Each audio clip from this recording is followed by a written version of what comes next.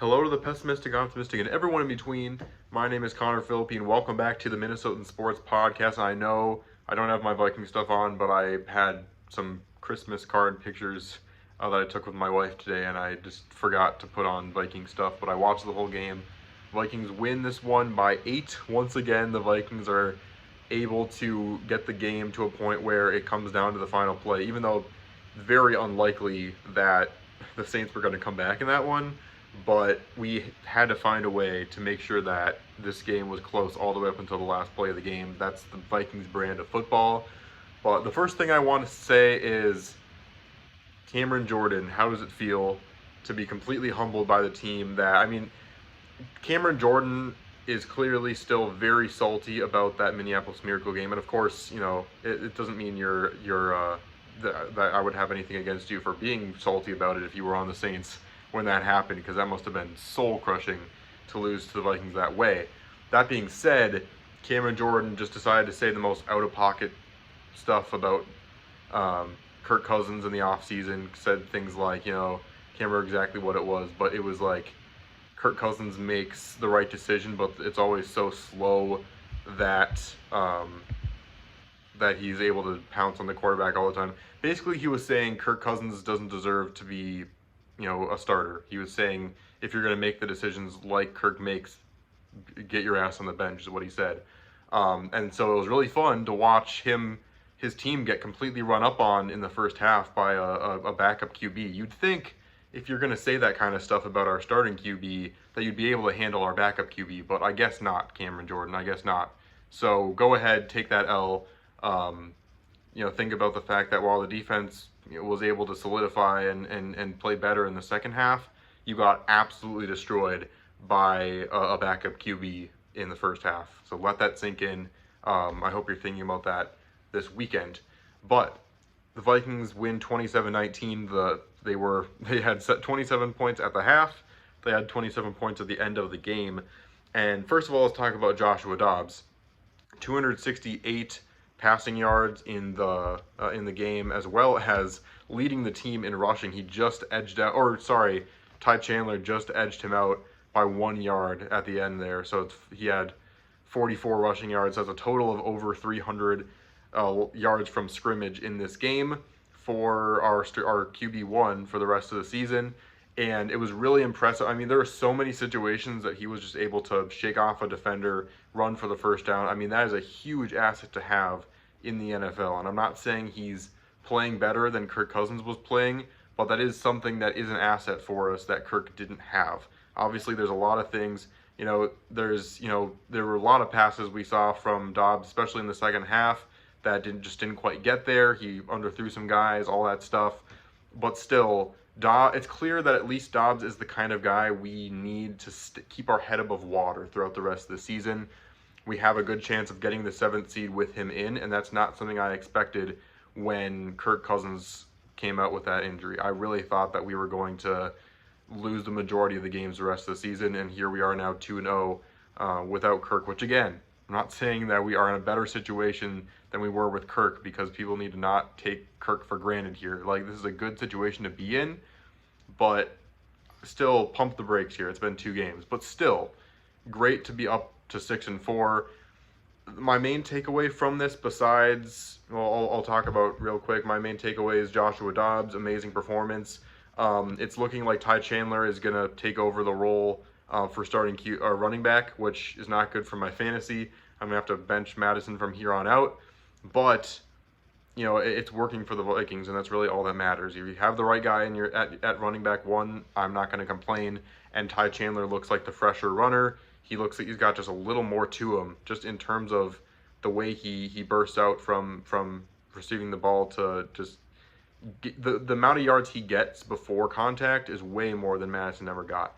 And he's also able to muscle away from guys just as well. So it looks like Chandler will be the running back 1 for the rest of the season. It looks like it's in the transition anyway. I don't know if it'll be official by next week, but probably.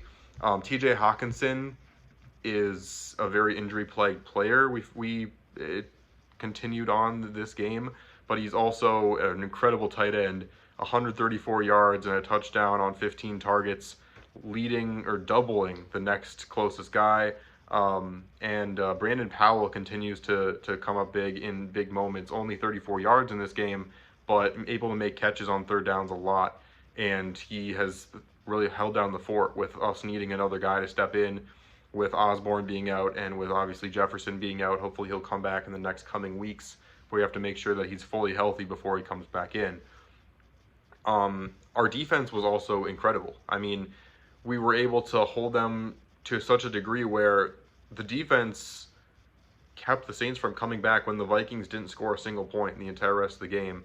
And 19 points is good for a defense that was the worst defense in the whole league last year. So really impressive performance. Bynum is looking really good. Byron Murphy actually had a good game after being kind of so-so and getting cooked a little bit in certain points this season. I mean, this defense is honestly looking really good, and it really makes me think about how good we could be now. Now the defense finally put it together. Now the offensive line is actually good, besides a couple penalties. I wonder what would happen if Kirk was in now, and how different this team would look. But I think the loss of Kirk fueled this team, and it got us to the position we are in now. My other main thing that I wanted to talk about is Kevin O'Connell cannot turn into Zimmer in terms of playing it safe with a lead, because we saw this so much from Zimmer, and it kind of makes me nervous. It makes me scared, because I wanted to never see this again with the Vikings, where we take a big lead and then a QB that is perfectly capable of continuing to not dominate throughout the rest of the game is all of a sudden being muted by the coaches, because they are like, oh, I don't want to throw an interception. Let's just either throw a check down or run the ball the entire rest of the game, even if it means we don't score anything in the second half and we let the other team right back into the game. And our defense played well enough where it didn't end up mattering in the rest of this game, but that's not going to happen if we're in the playoffs as a 7th or 6th seed.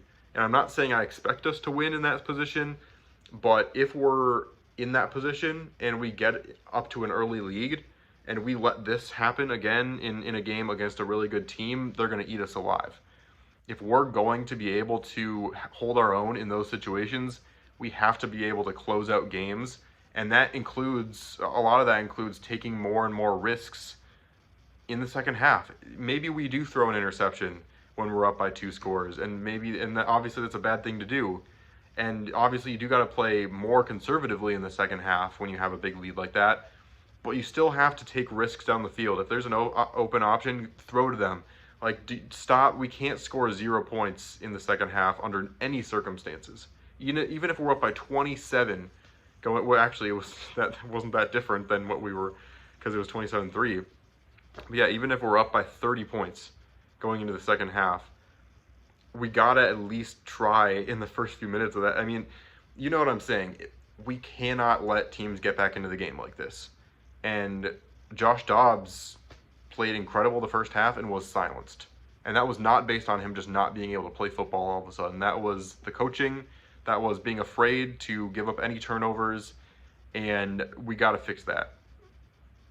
But 6-4. I mean, when you told me that we were going to be rolling with Hall, and that we had, Dobbs as a third string, and then all that happened in the last game and then this game, I never would have thought we'd be 6-4 at this point, and currently we have the highest or the biggest win streak in the NFL right now. It's just a great feeling to be at this point, and obviously it's not like we're going to do much in the playoffs with the team we have, but even to make the playoffs at this point would be insane. The Vikings are 6-4. They're currently in the 7th seed. The next closest team right now is the Commanders at 4-5. Of course, the Falcons are playing the Arizona Cardinals right now, so that's most likely going to change. So it'll be probably a full game ahead of the Falcons, who will be in that 8th spot most likely by the end of this week. And then it's going to be difficult to get higher than that. Even if we keep winning games, the Cowboys are the 6th seed. I think they're going to be a solid 11-win team this year. And then the Seahawks, unless they stumble and fall, I don't know if we're going to get over them either. So I think we're firmly in the 7th seed right now. It's ours to lose. And now we have even more easy games coming up. We have a game now against the Broncos, Sean Payton revenge game. I hope we absolutely destroy the Broncos. Hate Sean Payton. Shout out to Sean Payton. I hate you.